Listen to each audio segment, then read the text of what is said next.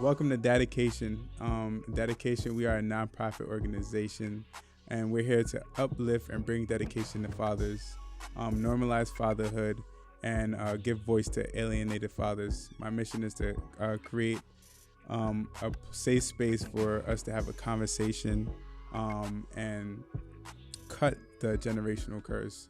Here today, I have Ashley. Hey, everybody. And we're going to have a beautiful conversation. Ashley, introduce yourself.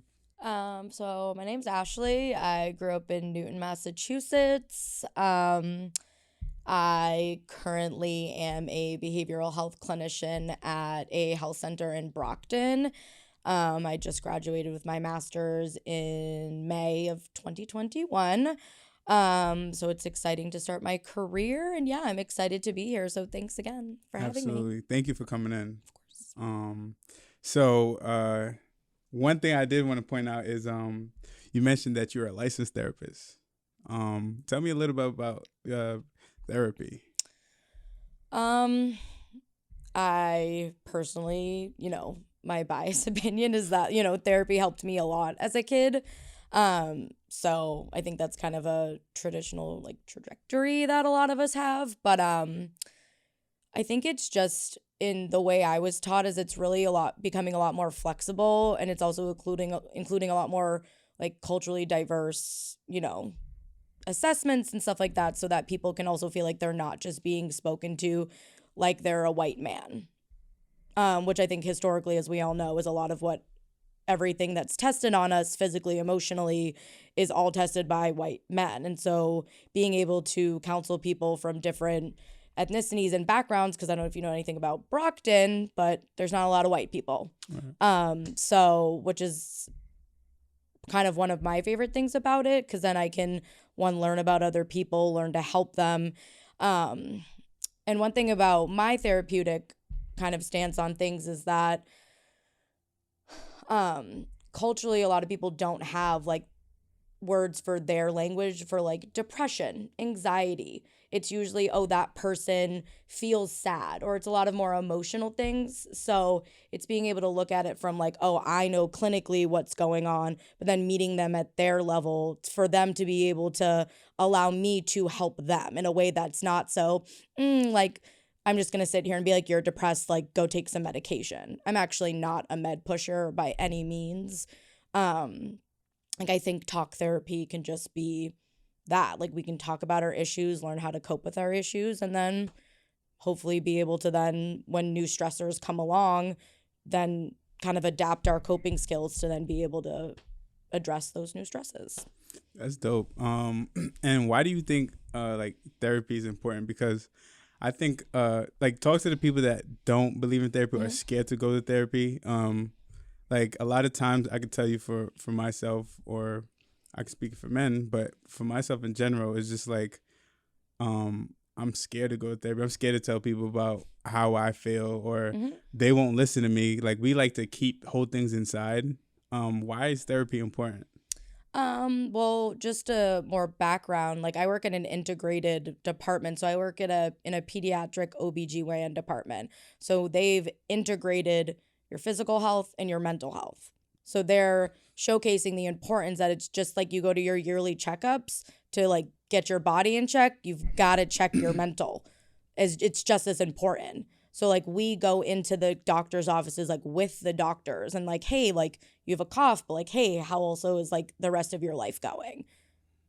So for me, that allows us to do psychoeducation to then teach, especially the kids, I'm going to get my checkup for my body, like I said, and then I'm also going to get my checkup for my mental. And I think what a lot of people about therapy don't know is that the way I was taught is that you're the, how did we say it? You're the client, but you're the only person that knows you. So I'm sitting here as your therapist. If we switch kind of roles, essentially, you're kind of being my therapist right now. You're prompting my questions. You're kind of getting a more deeper look at me in the, context of dads. But, it's just a way that people can help you look at, your behaviors and the way they connect to other aspects of your life and patterns that we've all created. Because as much as people might contribute to our patterns, we also contribute to our patterns, Wow. whether they're negative or positive. So, and I think for men, and then, whatever background you are, I think it's the importance is like not teaching your kids to then do that. It's what we call intergenerational trauma or intergenerational, habits where, if you look back at your dad, your grandpa, and so back, like so forth and so forth, they've all done that. So somebody's got to break the mold. And I think Wow. it's our generation, luckily, that's doing a lot more of that with social media and just people being more willing to educate themselves. Wow, that's dope. That's deep. So now I'm gonna take that and go into why we're here today. For fatherhood. And why fatherhood is important. Just a little bit. What we spoke offline. Why do you think fatherhood is important? And we're gonna go into something deeper. But why do you think fatherhood is important? I think it's important because I think it's important for whether you're male or female to have male and female roles in your life. And I think it's been shown kind of based on why you're doing that is it affects us not having either or parent. And there's such a stereotype and, a lot of stigma out there for dads dropping the ball. And whether people say, excuse me, oh, people don't expect much from me, so why should I make the effort? Or, a million other factors that could be, contributing, like, again, for my mom, she did so much for me, but what could have my dad been for me if he was a different person or tried a little harder? So. Gotcha. So, I don't know if you mind me asking, but did you have your father in your life? What was your how do you feel your father did in your life? How does or played a role in your life? I feel like he dropped the ball, and then based on how he was raised, created or kept the path of what I said earlier, of that intergenerational trauma, looking back at my grandfather, he lacked emotional sensitivity. He lacked the fit, which I find really important, the actual physicalness of being there, whether when he was living in the home with us or not, because I think presence is so important. I have a saying, being present, not presence, because a lot of times people like to just subtract it or exchange it with giving presence as if being present is different, but being present emotionally or with someone is different. So yeah. Yep. So do you tell me a little bit about your story, your background? Sure. With your household and how it affected you as a person. Sure. So I grew up with my mom and dad and my 3 siblings. I'm the middle child. I have an older sister and a younger brother. I would say we had a very active childhood. My mom is very my mom's a vet tech, very holistic. Did a lot of outdoor hiking stuff, and then my dad was worked for the union for most of his life, so contracting, mechanical stuff, construction, that whole realm of the world. So we had he would build us stuff. We had a lot of cool toys. And that was kind of his way of being present. But he would just be here's this thing, go have fun. Not here, let's do this together, or let's go do something together. But growing up, I have positive memories. I think just the hard things that when you become an adult is that you realize that those memories are the reality of those memories are a lot different. And so then when I was in 7th grade, so 11, 12, my parents split. My dad, my parents didn't have a conversation about it. My dad, I'm it's so hard to explain. He just one day decided to leave the house and didn't come back. And my siblings and I were home. It was extremely traumatic, but it was a blessing in disguise is the only way to explain it, because my dad was also the kind of person like my brother and I were just actually talking about this, but like it was a very like movie where like he got up at 6 a.m., went to work all day, came home, expected dinner to be made, but then would go to bed. But then once he went to bed, like the household had to be silent because if we disturbed him for his hard work day the next day, and that's where a lot of the verbal and emotional abuse then would happen. Which to him was just parenting. It's a lot of yelling. So then after he left, he started drinking again. He was an alcoholic for most of my childhood, he didn't drink based on an accident that he had.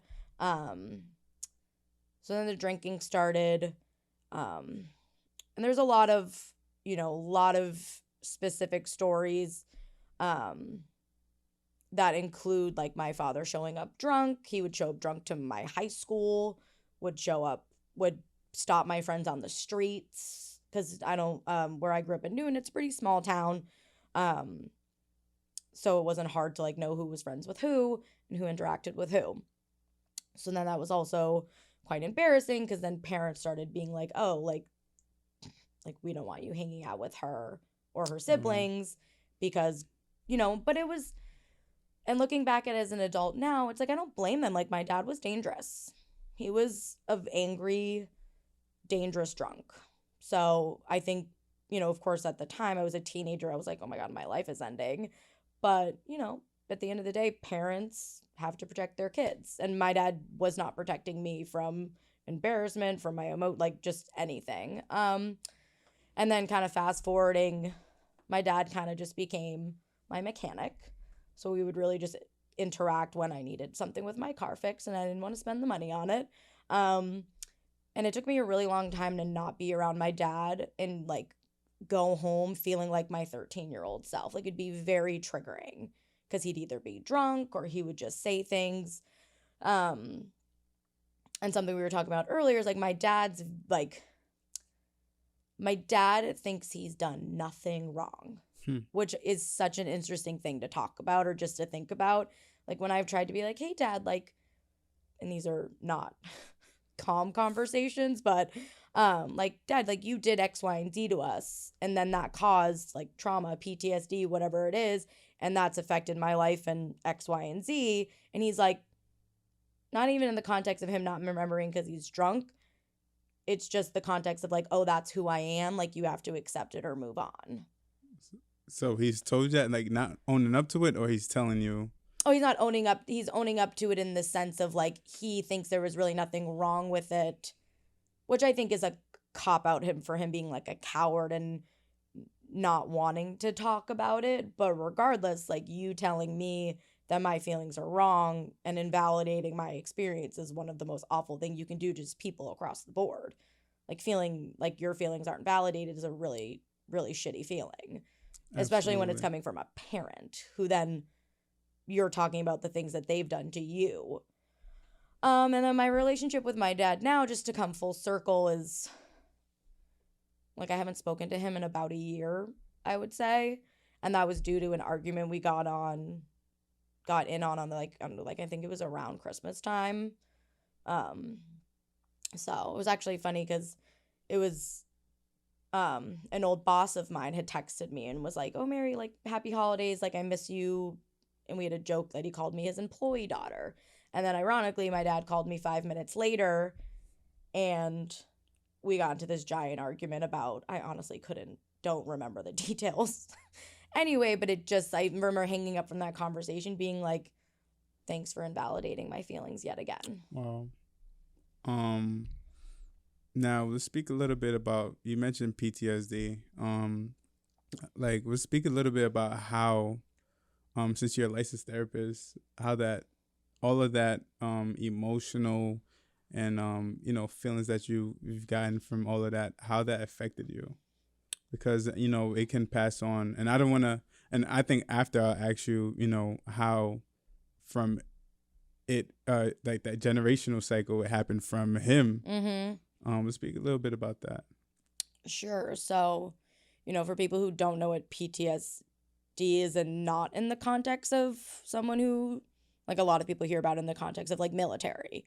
But it's just any type of, like, you can get PTSD or trauma from any just event that causes like distress, whether it was something you witnessed, whether it was something that happened physically or even emotionally to you. And that's where kind of my umbrella, comes up, is the emotional distress. And then what happens after that, like, distressful event is that, some people have, flashbacks, nightmares, night terrors. It kind of also like changes the chemical imbalances in your body, and that's why it's such a tough thing to work through, because how do you regulate that? So I think for me, where like the toughest things that it's created in aspects of my life is, of course, like my relationships with men as a cisgender woman. It's even created a lot of issues just in like I feel like even like my personality traits. Like, I feel like sometimes I'm just a bitch because I'm just like, the world has sucked sometimes. And then I think it's also just absolutely diminished any chance of my father and I having a healthy relationship, even besides him being who he is, just like not being able to look past those things. Because I think, from who I am as a person, like, there's some unforgivable things, and my dad's list of unforgivable things, is pretty damn long. And it's also something you just kind of live with. Like, it's not like, it's like, once you have PTSD, it's not something that can go away. Like, it's not like when you get a cough or a virus, like, it eventually goes, like, because those events stay with you your entire life. Wow. So it's you have to constantly continue to work through them, because sometimes when your life changes, those things then affect you in other ways, and then you have to, like, therapy is tedious. Then you have to kind of be like, oh great, gotta check in with myself again. Right. And then also too, like you mentioned, like, it affects like your relationship with other people, whether it's a relationship, friends, or something comes up from it. Yeah, like I have, like, it's like my trust in people. Like, if you can't trust your parents, like, those are the people that are supposed to instill all that in you, right, and show you what attachment is, and show you what love is, and show you what affection it is, so that you can go into the world and have love and be, oh, I'm the most unaffectionate person on the planet. Wow. Don't love me, don't touch me, until I get like uber comfortable with you. Uber comfortable. Yeah, like, I literally, like, you know what I mean? Like, because then once I love you, like, you know it, but like at first people are like, damn, bitch, like, love me back. And I'm like, I can't. Yeah. Can't yet.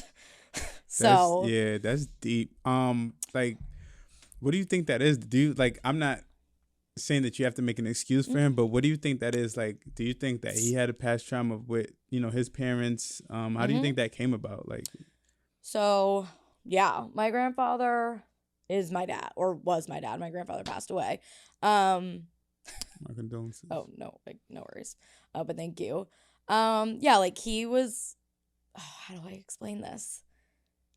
He was raised by my grandfather. Like, anything he did to get in trouble, my grandfather somehow got him out of, like, he just never got any consequences, whether it was from like society or it was from him. Whatever, my dad's also an only child. Whatever dad did was fair game. And then from what I've heard from my dad's background is, like, his mom left him for left their family for another man. I won't go into too much detail because, like, I don't know the full story. These are like things I've heard over the years, from like my mom. So I know he had abandonment issues. He also has does not think he has to acknowledge anything he's done wrong in his life, which makes so much sense that why he would never be like, oh, I'm so sorry that I did X, Y, and Z. And he just is an asshole. Like, my dad is just not a good person, whether in the context of like being a father or just a person in society. Like, he just is a crappy person. And then do you think the alcohol or anything? That adds so much else. We spoke offline, and you mentioned something about not to get deep into it, but you mentioned something about like now he has like liver failure. Like, has he ever tried like rehab or something like to try to make things work? Nope. No, my dad. Like that's the thing. The thing about recovery is you have to acknowledge that there's an issue. First thing. So yeah. So no, he's never. So like that period of time that he stopped drinking, that I mentioned about earlier, like when he got into a ATV accident when he was drunk, he stopped drinking. I think I was 3 or 4. Like I have no recollection of the accident, even though I was there, till when I was 11 or 12 when my parents split. But the only reason that I can conceptualize that he did that is because he's also the type of person that can't be alone. Like he can't exist without someone helping him live his life. Whether that's a girlfriend, whether that's like he moved back in with my grandfather. So like imagine I don't know how old he would have been. My parents are pretty young, but he was probably in his late 30s, early 40s when he left, like going and just living with. Wow. Not that definitely not that that's in it. Not that like, some people go through stuff. Don't get me wrong, but imagine just going back to your parents' house, turning into a full-fledged alcoholic again, and then causing emotional turmoil for your children. Like it's pretty low place to be in life. Right. But no, he never stopped drinking, and I do not know if he plans to stop drinking at this point in his medical issues. Personally, I don't think he will, just because there's an issue. Like my dad it's also deeper than that. Is what you're saying. well, my dad is also like, I think he's also just like his favorite phrase is it is what it is. Oh, kind of like the New Hampshire license plate, like live free. Yeah, exactly. So it's like anything that happens is just like okay. So it's either like, but then his way of being like, okay, let's do something about it is just like, oh, drink about it. So that's, to me, that sounds like it's like it's a way of like hiding like emotions. Yeah. And that's the thing too. It's like I think the reason it does have such a hard time acknowledging the wrong he's done in any context of his life is why he drinks so much. He's masking his own pain. He's masking the things that went on in his childhood or things that traumatized him or things that hurt him. Right. Because like why else do people do drugs or drink alcohol? They want to, feel some type of euphoria, of course, but they're also escaping something, and then you turn on the fact that those things are addictive and you're screwed. Right. Also too, we spoke a little bit offline on the topic of like your dad being like prejudiced and racist. Do you think, why is that? Like, it's the way he was raised, and then had no interest in educating himself to be like, oh, there's other, like, I don't have to be like that. And my dad wouldn't consider him either of those things. The reason I think he is because he uses derogatory names to address people, like the stereotypical, the N-word. Right. Wow. Like if someone cut him off and they looked black or a person of color, oh, what the fuck? Wow. Or yeah, and then that goes on to the list of like, the other derogatory, unfortunate names. He says things about women. And then like I said offline, ironically, he's not my color. He's much, much darker than me from the Portuguese and the Polynesian that we have in us. Gotcha. And so is my grandfather. So you look at them and you're probably like, oh, cool. Like they're probably like culturally so, oh God, no. Because my grandfather was also like that. He used to call one of my friends, God, it makes me sick to say this out loud or just to even acknowledge it, but just to magnify or like, or just to really like give a good example. It's like, he'd be like, oh, where's the little colored girl? And I would be like, and then I, being my personality, I'd cuss my grandfather out, cuss my dad out. My dad and I have gotten into physical altercations. I've literally opened the car in the highway because he road raged himself into an argument with somebody. And I was like, yep, nope. Wow. Mom, come get me. That's crazy. Now, just to bring it back with the just to bring it back to like, let's bring it back to therapy, right? So you spoke a lot about your father. Now it's therapy time, right? Because we need this. My We need favorite. this. Yeah. As it like we spoke offline, and you said that you were actually not just a licensed therapist, but the family. Yeah, so I went to school for family systems and couples, um, which is like was my concentration or emphasis. And then I also went to school for global mental health because I feel like, and that kind of circles back to like understand that different place, like where you come from the world, you know, conceptualizes how you see mental health. Yeah, so I think like for me, we never actually went to like family therapy because of course like my dad would have never been willing to do that, but like my mom and my siblings and I used to go to family therapy sessions together, and so that we could express ourselves better. My mom could then understand how we were all individually like hurting, or this was individually affecting us, and also just to like try to find some unity again, because when something traumatic happens in your family or someone leaves that family, like there's, it was like I said earlier, like it was a blessing in disguise. Like there was still this really long period of time where we didn't, like our roles all changed within the family, whether we wanted to be in that role or not. And what I mean by that is like like my role with my siblings changed, like, my role, like my roles, or even like maybe another word is like relationships with my siblings and my mom changed, relationships with my other family members changed. So, and kind of like adjusting to all that is really overwhelming. And then I'm like now in high school and I'm hormonal and I hate the world. And then I actually started drinking.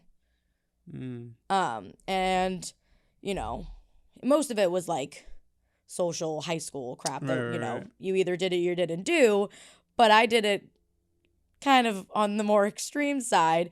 And what I later realized in my own therapy, like as an adult, like the current therapy I'm in right now, is that like I was trying to understand why my father loved alcohol more than he loved me. Wow. Like there was the one thing in the world that he chose over me every day. So I was like, I'm going to drink and I'm going to try to understand. And I didn't love anything. Made me an awful person. I was 14, 15 years old, trashed out of my mind. Wow. And, and that just, trying, then, in my 20s, I'm like, oh, just trying to understand my dad. Right. Especially since he's still drinking and, and didn't come to any conclusion on that. But at least I can say I wasn't like, I can look back at that person and have so much empathy for her. Right. Because sometimes, we look back at our teenage self and we're like, oh, we did dumb shit. But like, why did we do that shit? Mm-hmm. There is a something behind reason. Yeah. Whether there was family related or just mental health related, or just like, being a teenager sucks. You're hormonal. You like think your world ends no matter what. Like you get, whether it's a breakup or, you failed a test, like you have no reality that like life's going to keep going. And it's your job to just make sure you learn and you keep going with it. Because, I figure we all know those people in high school that we felt like were lost.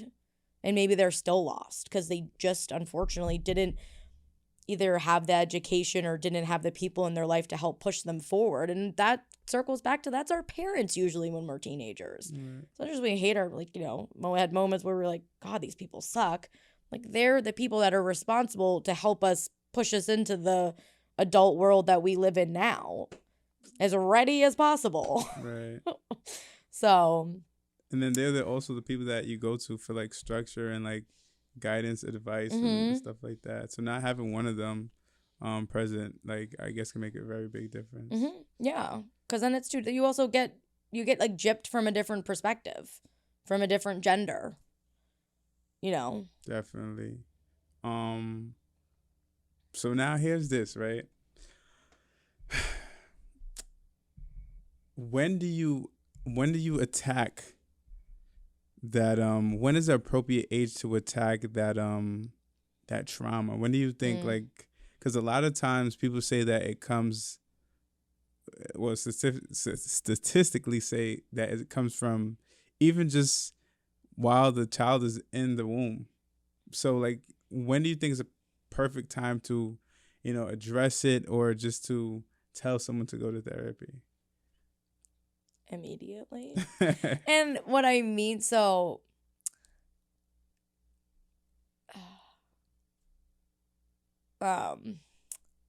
so what I mean by immediately is just like you said, like, we know that like things that, especially something that would happen to the mother, like can then affect the baby, even just emotionally, not even like talking about like drugs, alcohol, or just anything else.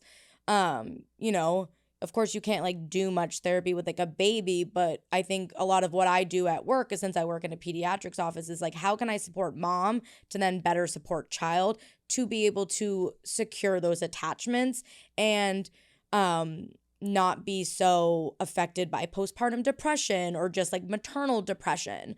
So how can I support mom to then be able to like, those many years where it's literally only an adult's responsibility to care for that child because they physically cannot, that's where it goes. And then as the child is able to walk, talk, we do assessments from age 0 to 5. We do, there's so many things that were created to start from literally square one, which usually then, like I said, starts with the parents. And then I'm a huge advocate. So like I did therapy, like I was doing really dumb crap in high school that my school, which was extremely privileged for me living in Newton, they, hey, well, that's it. Brings in a whole other conversation of medical care is privilege. And I have, no issues admitting that I am a white woman who grew up in Newton and had all the privileges. They like paid for an outside psychologist to come and meet with me twice a week. Because they were like, Ash, like you gotta.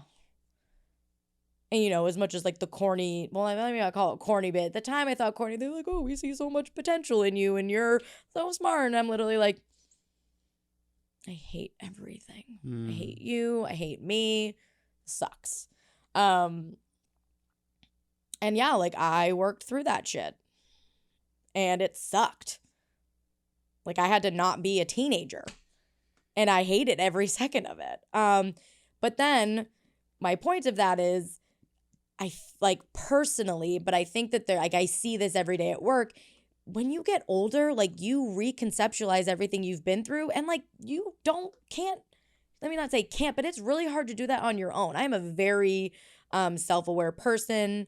I have no issues admitting like, my traits, good or bad, but like it doesn't change that like change is really hard and it's really hard to do that alone. Which is why we are social beings, because we need that connection, whether it's a therapist or whether it's just a friend, to help us. So that's why I started going to therapy again, like 4 years ago, because I was like having these like, patterns in my relationships with men that I was having a hard time changing. I was having issues with my social group as a friend. My relationship with my mom was changing again in like good ways, but like it all was bringing it back, all of these childhood things. And like I said earlier, like I never understood why I drank. I chalked up my drinking in high school as just being in a privileged town where it was so accessible to me. Wow. Not then being like, oh shit.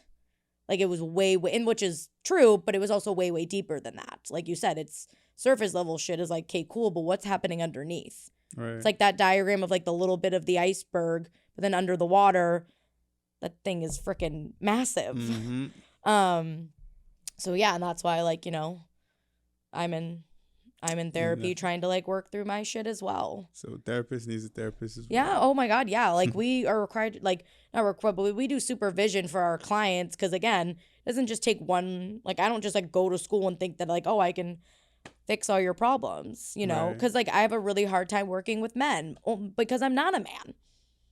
And like the men in my life, or the man in my life that was supposed to, be fundamental, like drop the ball.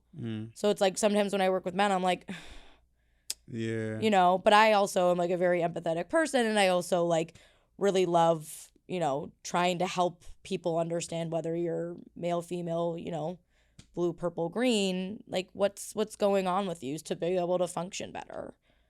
So So I told you my mission before, right? And it's to help bring these men to therapists. Mm-hmm. So I just want to clarify with you on camera. If I bring these men to you for therapy, you're not gonna just No, right? God, no. No, that was I just protect my people. That was student Ashley. That's Brad Ashley. But like when I have my therapy cap on, no. I was joking. I know. I'm just a Brad.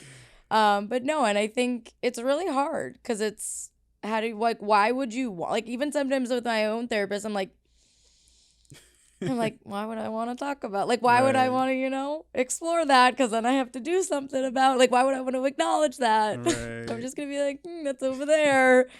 So it's hard. Now, with therapy, how do you find it? After this, we're going to, get into more, I think, like fatherhood stuff. Mm-hmm. But with therapy, how do you think someone should go about it? Should it be like an online thing, or should it be like a personal thing, like a one-on-one thing? Because I see a lot of people do like the online thing, but me personally, I don't feel like it's very effective, like because you don't get to meet or physically be in that room. So telehealth is the online version of therapy. It is not for everyone. It's just unfortunate with the pandemic that a lot of agencies aren't back to doing in person. Like I did my internship like last year, like my last year of school, like all telehealth. And it was a struggle for me and the clients. Like it was just one where I work, there's a lot of, it's an underserved population. So a lot of people don't have the necessary, technology to video, because at least video you can like see the person. But a lot of my clients, I was just like, hey, it's Ashley from X, Y, and Z. I'm your therapist. Hey, and they would just like, I could also be like a stranger. Right. I want all your information. Yeah. Like I want you to tell me all your shit. Right. Luckily most people, did, especially during that time where everything was shut down. People, you got to do what you got to do. But yeah, personally, I started meeting with my therapist in person. And when we switched, it was more weird for her because she's a bit older. Like us and our technology stuff, it's a little bit more, like we're used to FaceTiming. Right. But we're not FaceTiming in the context of therapy, but that's essentially what we're doing, like through Zoom and all those other platforms. Because I think another thing people need to be, the reason using technology is so scary is because of hackers or just what's on the internet. Like no one's recording it, but what is on the internet, it's very easy to get into. Right. Luckily, all the future clients out there, I have no concept of that, so you're safe on my end. But there's people in the world who do that every day. So, but I think for everyone in general, I think what people don't understand is that you're just supposed to Google a therapist and find them. It's it's hard to find the right therapist. It takes trial and error, and that is extremely tedious because you have to do all these sessions with somebody and then realize maybe this person isn't for me. And I think a lot of the time for men, especially just people of different cultures, they want to sit across from someone who looks like them. And I think they absolutely should, because it allows you to feel it allows that person to relate to you more. If you told me X, Y, and Z about how you grew up just being a Black man, as much as I can hear you and and try to and work with you, I still there is an importance of understanding of background. Unfortunately, there just isn't a lot of men, let alone Black men, let alone Hispanic, just there's just a lot of white men. And as much as they can be great therapists, it just doesn't change that you want to there's just such an importance as wanting to look across from you and see someone who looks like you. Right. And a lot of therapists and people in the field will tell you that's not important, but that's my opinion. I like the honesty. Yeah. Because I think it's relatable. Right. And my therapist ironically is a white woman, but if she wasn't, I think that that circles back to privilege. I think it's a privilege in me being oh, it's it's whatever. You're gonna understand my whiteness. Right. So. No, that's dope. I like the honesty, because that's one that's one thing that, you know, especially going back to, I'm bringing up lawyers, but especially bringing up like lawyers and especially fighting family cases. Currently where I'm going through, like, it's hard because that person really don't understand like your background and what you really, or what you're really fighting for because of what you came from, what hood you grew up in, like, you know what I'm saying? So I appreciate that, like, the 100% fully there. So can I ask you what your little bit about your background is currently? Background with what? Like why did you, like you just said you were kind of involved in something? Yeah, so I guess that's kind of why I started DADAcation. So I just started fighting. I started seeing progress. I got one overnight. That was a big, like, yay. Like, I was excited. Like, I was screaming. Then you can't send a good father to court. You know what I'm saying? Like, that's what I just totally. You can't send a good father to court. Like, if you're really gonna fight, like, you're gonna fight. So I actually,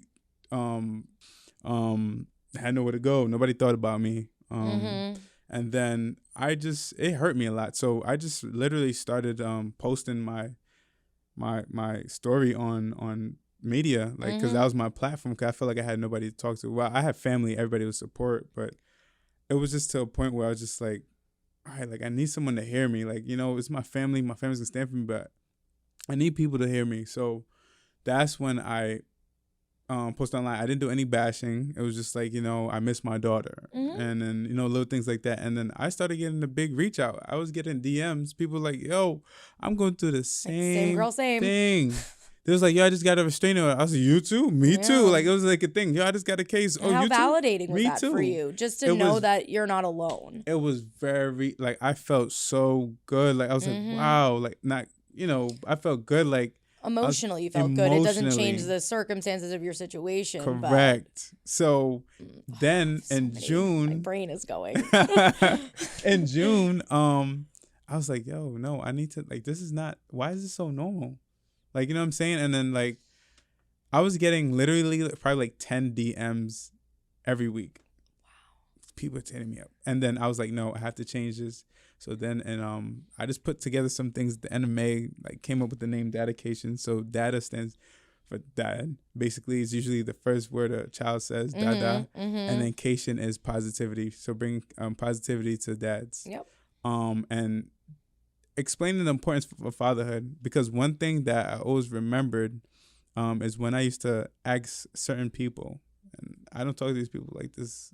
I don't talk to these people now, till this day. I used to ask them, like, hey, like, yo, what are you doing, like, to, you know, like, how is this, like, work? How do you in the situation?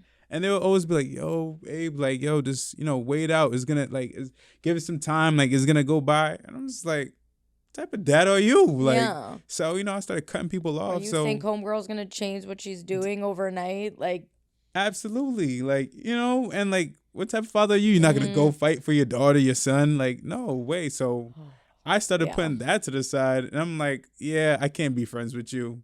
And I started helping out the dads that were going through it. I studied family law. I'm like, nope, I'm getting my daughter back. Like, like, and like, what are they not telling me? What are they not telling me? Then I realized that you have to say certain language, certain this, certain that. But why am I fighting so hard?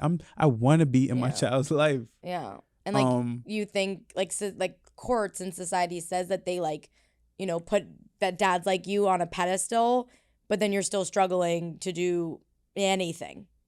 Right. Or to get anywhere. The fact that you literally, like, jump for joy for one freaking sleepover.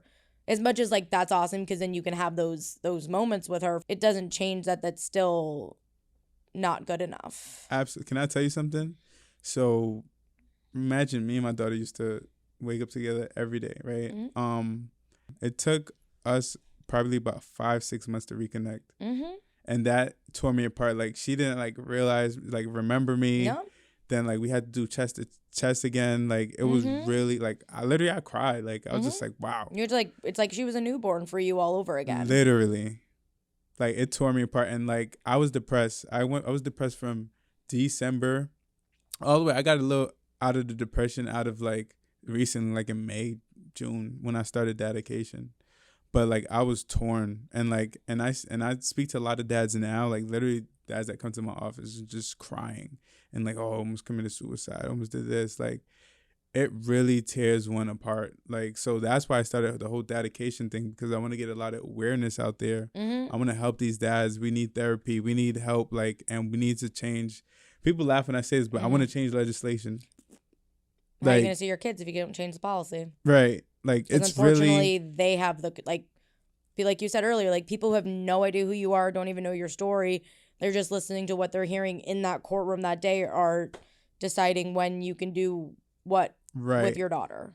And then, I think one thing that like immediately popped into my head was that like my mom, and I think this is such an important thing, always encouraged us to have a relationship with my father. Wow. When he was sober and safe. But to this day, I'm 28 years old. To this day, my mom is like, of course, like she's like, this is your relationship with him. But like, if I go see him or whenever I would do, like it's just always like it's just also like, she always reminds me to be cautious. Wow. Because of how triggered I get. And I think that's where whoever the sole caretaker of the children is lacks. Because at the end of the day, it doesn't matter what your relationship is with. Like, it matters in the sense it should be a somewhat positive one. But what everyone fails to see is, like, the only person who has no control over the situation, honestly, as much as you feel like you have no control, is that child. Wow. They are in a tornado of whatever the fuck their parents are creating. Wow. Even if one is fighting for the tornado to slow down or stop, if the other one isn't trying for it to stop, it's going to keep spinning. And then that kid is screwed. Right. So, literally. So it doesn't, you know what I mean? So it takes, it takes two to make a baby. It takes two to raise a baby. And then the fucking village that you hopefully have with it. Right. But if that baby doesn't at least have those two parents, no matter what they are to each other or what they are in the world, that kid is unfortunately luckily, they can get help, but they're screwed. Right. Especially at a young age. Mm-hmm. And it usually happens at that young age. Yeah. Well, even I have friends or clients that their parents were separated when they were babies, and even though they don't remember their parents together, like they're still affected by that, right. Especially if they don't have a good relationship. Absolutely. And I think, going back to your point, I'll tell you a very irrational thought that I have, but it's very, for someone like me who has friends with kids and their, partner or what should be their co-parent is not a co-parent. Like, I always joke around, like, if I was to get pregnant, like, I have no kids. I don't look like that's somewhat important, but like if I was to have kids and the kid male that I had kids with, like, fell short, like, I feel like I'd go to jail for murder. And, like, that's funny, but it's also, like, real shit. Because, like, are you joking? Because, like, as much as you can preach to me, like, or preach to whoever you're with, like, oh, I'm here for you, I'm here for the baby. It's, like, because I don't think co-parenting to me is not, like, a foreign name. It should, like, if your relationship with that person, whether you created a human being, is not working out, like, that's great that you've acknowledged that, and then let's figure out how then we're still going to raise this kid. Wow. Co-parenting can be it honestly, when it works, it's, like, not more beautiful than it's, like, what's more beautiful about parents being together and raising a kid than parents not raising the kid if that kid still has the same emotional support? Because, like, that's where it meets in the middle. Like, why does it matter? But society, and that goes into, like, your opinions on relationships and family, but it's like families are not, meet your significant other, get married, buy a house, get married, have the kids. Like, that is not life. We're all having kids out of wedlock, God fucking forever. Right. Like, that's the normal. It's then just like, but what doesn't change is how those kids are raised. Right. And I think regardless if you're educating men, but it all leads back to the kid. And how then they get a chance to then function in society as an emotionally somewhat stable person outside of what their parents can control. Right. No, I agree because I guess I forgot to mention this too, because my mission is not only to bring awareness to fatherhood, but awareness to what it can do in a child and like trauma. But also too, when I say fathers, I'm advocating for fathers because it's a higher number. But also too, there's mothers that come to me with the same situation, but the opposite way. Yep. And it's usually like the person that knows the judge or has more money that is gonna have their type of way and doing whatever spitefulness that they're doing. And it's crazy because it's like it happens to the good. Like you're trying to do good.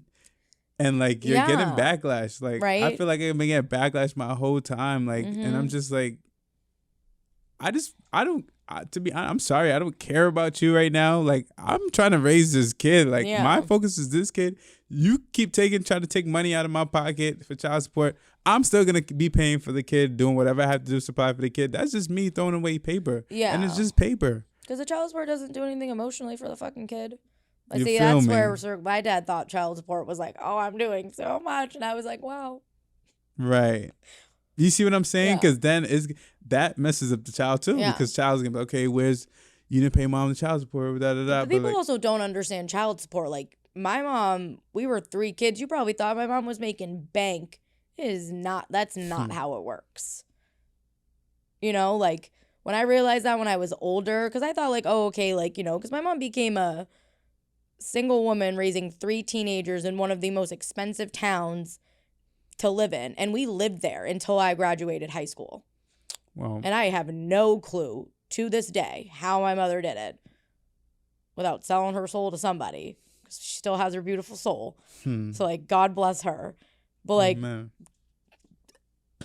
I can't even, like, mind you, my house became like the hangout house. One, because we just needed to get out of the streets so my dad didn't traumatize us or terrorize us. Right. And like, my mom felt secure with us there. Because as much as, like I said, she encouraged us to see him, she also knew better than anybody, especially us, what he was capable of. Because she met him at a young age and they got married and had kids really young and, knew him better than almost anybody and knew what he was capable of when he was drunk. Right. So, but just like, like, I think circling back to my point, like, as much, like, at one point my siblings and I were in court, altercation that had happened to happened at our house, resulted in the cops coming, and a restraining order. So like similar. And then that result, when police are called to a house with kids, like they're mandated reporters. And there was like a physical altercation between like my mom and my dad. So like the DCF was called. A DCF worker came to our house or whatever. I think it was DSS back in the day. But like came to our house. We had to like go to like my dad, of course, during their like divorce hearings was like, oh, she's keeping them from us. So at one point, like when DCF got involved, like they made us go to court and like talk about how we like our relationship with our dad. My dad ironically did not show up because he was hungover or drunk at the time. But like the judge, like I literally looked at that judge and I was like, I do not want to see him. Like he is petrifying to me. He is and the judge just was like, I remember I went on this, my attitude has not changed all that much in the context of how I express myself, but like I literally just was like, do you like I just kind of was like, would you want to see him do, like she heard about the story like or all the other stories and I just was like, would you want to be around that man if that was your dad? Like would you want to fear for your physical safety around your parent? Like no. So I'm like, I remember I literally was like, can you make him sign the frickin' divorce papers? Because I was like, how the fuck do you think my mom is affording life? And she was like, okay. And I just was like, I'll forge I think I honestly said I'll forge my dad's signature. Like, I just was like, this is ridiculous. But it was like, they took really that for them to be like, all right, sir, like, you're like, you stop saying that. Because like, your kids have now like, we've heard out of your kid's mouth that you didn't show up, that right. they don't want to see you because you can't stop drinking. And as much as they were like, go to anger manager, do like, please. Don't you think that's crazy? Because now, how do you think the kids that can't even talk yet feel? Well, what they got to say, like, oh, I want to see my dad, or or like, where is he? Where is he? Because then that conversation starts coming about, right? or why is he not here a lot of time? What happened? Yeah. And all these questions. Yep. Or like, And yeah, when- like what, like, you know, why are things always so, why do you always go to these things that involve dad, but then dad never shows up? Right. Because kids don't understand, like, what, like, you know, at the end of the day, once that money hits whoever's getting the child support's account, you know, they don't, that never directly affects the kid in the context of whether they're spending it money on diapers or they're spending it money on sneakers. Right. The kid doesn't, you know. And I think it circles back into this, like, you know, kind of about what you want to do. Like, anyone can get put on child support and not also be advocating to see their kid. Right. So that's my question. So it really is irrelevant in the context of, like, being a father and paying child support has no relation. Honestly, that's just the government making their money. Because someone is getting taxed. Yeah. And for the people who, like you said earlier, that are, like, not trying, like, those women or even men, if it's, you know, roles are reversed, do deserve that financial help because a kid Absolutely. is freaking expensive. Absolutely. So, you know, that's, in that context, great that the government has that set up. But then it's like, ish. Do you know what's crazy, though? I feel like, especially with a lot of conversations I had, a lot of single mothers that had the deadbeat dads, they never went after child support. No. My So only you reason could- my mom did it is because, like, they were going through a divorce, and then, like, that, like, it was like the divorce court that's, like, kind of, and of Right. course, like, I think my mom genuinely needed that help. Yeah, that's different. And, like, she knew that he would never set up an outside of the court way to then trust that Gotcha, he yep. would provide any financial support. Absolutely. Because that's the thing, though. Like, because that's the thing. It's like, it's so kind of sad to think about a child being transactional, but it kind of is. Right. Like, whether you live together, both of your salaries are paying for these child's needs. So, you know what I mean? Like, it takes money to do anything in this world. Mm-hmm. So it has to be a factor. Like, you can't exclude that factor. Right. You know, it just sucks when, like, you know, all these agencies have to get involved because Right. they just doesn't. And they started getting in your business. Yeah. And then, you know, and then it really, because then it's like what they don't care about is they don't really take into consideration of the, like, oh, is this mom being bitter and she's putting him through the ringer? Right. Is he a deadbeat? Or it's really just like what they really see is he's being, or whoever's being the deadbeat. So you just have to pay X, Y, and Z. Right. And it's like, that's the thing. It makes it so easy on that person because it gets taken out of your paycheck. Like, they have to do less now. Right. They don't have to do anything. Not a damn thing. They can literally just sit down. Yeah. And then if they're unemployed, you don't get shit. Right. I know multiple fathers that stay unemployed and just so they don't provide child support for their kid because they think, oh, it's just, I don't want to give it to that lady. And I don't know how many people know what comes with not paying your child support. Then you Screwed. Then you get the jail time. Then you get your license Take- taken away yeah. and everything like that. And that's also a factor on the other side. It's just like, why did it have to be brought there anyway? Mhm. Because now it just messes up. Okay, now you don't have your license. Now you can't pick up your kid. Now you can't go do things with your kid. Now you're in jail. Now you can be your kid's life. Like, it's just like a whole cycle of Yeah, now you have a record. disaster. Now you have a record. And we all know the world doesn't like that. Right. And then add being a black man onto that. They don't care what your record's They don't care from. what it is. Yeah, one thing I think when I think about, like, co-parenting is just, what do you do with that person? What do you do when that person is so not willing to sit down and mediate and come to a mutual understanding? Because that's where I think, like, in this, what you're trying to do of education, that's where it flatlines. Wow. And I think a lot about this in, like, because I work with families so much, or just even in my own life. Like, how do you change someone who's not willing to change? Because I know I mentioned that before, or maybe that was when we weren't speaking, is that, like, my dad wasn't willing to change to then be able to acknowledge his wrongs, or change in the sense of recovery and not drinking so that he could acknowledge his wrongs. Because I don't think he could have done acknowledging his wrongs without becoming sober first. Like, he would have had to go through that whole journey, and he wasn't willing to do that. which is okay for his path. It's just sad that our paths can't connect and we can't have any type of relationship. Wow. And I think that's where, especially in your organization, is that's where, like, you know what I mean? I think that that's such an important topic, is because what can you do? Because that lawyer at the end of the day only cares about his check and keeping this going so that he can keep getting more checks. Right.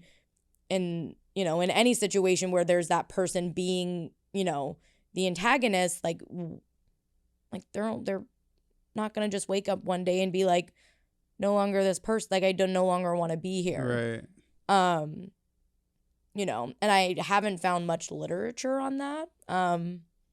I found a lot of literature on how to get divorced, but like which a lot of it can fall into play, but it all circles back to the parents being able to have conversations and then being able to have conversations together with their kids. Like literally the number, like I remember I did a assignment for school and it was like a TED Talk. So we like had to like really research a subject and film ourselves doing a TED Talk. And I did mine on divorce. And like one of the first, or like the very common things that I found were just when you decide to get divorced, you do everything to get, like you tell with the kid, you go through everything with the kid because you want to showcase that you're still a partnership. Wow. So that you can then, because that's the thing. We all have known, whether it's a divorce, a separation, or like parents just breaking up and whatever the context is, but like whatever the split is legally, I guess, in some context, like it doesn't change that like there's change happening to that child, and children don't understand things. Like I've had friends who their parents have divorced, when they were in their 20s or 18s, and they reacted how they were still messed up by it. So it doesn't change when or why it happens. It matters how it happens. Right. And that's something my mom and I talk a lot about too. Like if my mom was able to have a conversation with my dad about separating, like she would have. And not to go into too much detail, like just because like my mom, like, you know, my mom's choices are her choices and like, you know, but like my mom was done with the marriage kind of soon after it started. And back in that day, like women, you know, even like my parents got married, I think in like their early 20s. And then like my mom had all three of us, I think by like 25. Like imagine being 25 or when we were like, and then having, you know, still kind of living in this somewhat world when you're married, it's like the man makes all the finance, like it's like everything's still kind of under the man's name or something like that. So you don't even feel like you have like the independence to go and like leave the situation. And then adding that context of literally being afraid of my father's reaction being violent. Like what do you know? Wow. So then I grew up in this household, which goes back to, you know, why I'm such a advocate for people not being together if they don't want to be together in the context of raising kids, because that's why I have affection issues. It's because I didn't grow up in an affectionate household, so I didn't think that was like I didn't learn that that's in a normal relationship. And yeah, I see my parents, but like you don't focus, like you notice differences, but you learn from your environment, which is your home. You know, and as much as I said earlier how like I learned to be affectionate, like there's no reason why I shouldn't just be, you know, the only reason I'm doing that in the background is why it's an issue is because I wasn't taught that. If I just wasn't that way, maybe just like in general, because some people just are not affectionate. Right. But for me, I know that is something that is a direct relation of my upbringing. So I guess I have nothing to compare it to, but I have things of like, I have, you know, my life to prove that that's why the way I am. So it's just, and again, like I think I said this earlier, like my sisters, like we're emotionally very different. My brother and I, very emotionally different. Like I am so anti relationships and I'm just like, yeah, you know, I'm going to leave before I get left type of thing. Where like other people conceptualize being, you know, having that distant parents is like, oh, I need to feel loved by everyone because I didn't be loved by a very important person in my life. So then it complicates it because you don't know how your kid's gonna come about. So you have to constantly be on your toes about like what is then developmentally what is normal and what is not. Right. And people who don't go to school for that aren't educated on that. Right. So it's complicated.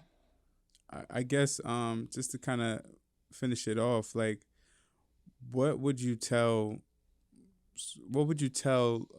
either a mother or a father that is in a custody situation? What would you tell them on why it's important to co-parent or why they should co-parent? What would you tell that person, whether it's a mother or father that is either fighting for the child to be away from the other parent trying to help or trying to be in that child's life or complicate things? What would you tell them? Well, I would tell the person complicating it to grow up.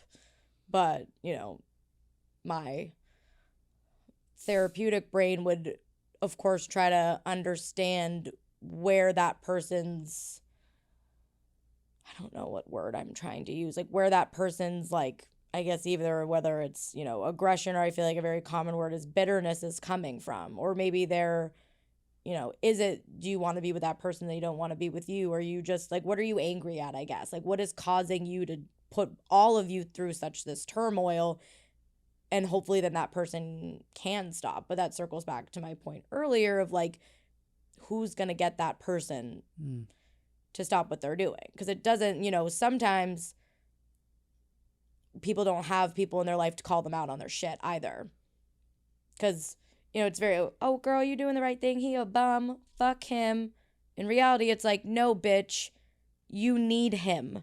Figure it out. And that goes for, whoever's the bitch. But you've got to figure it out.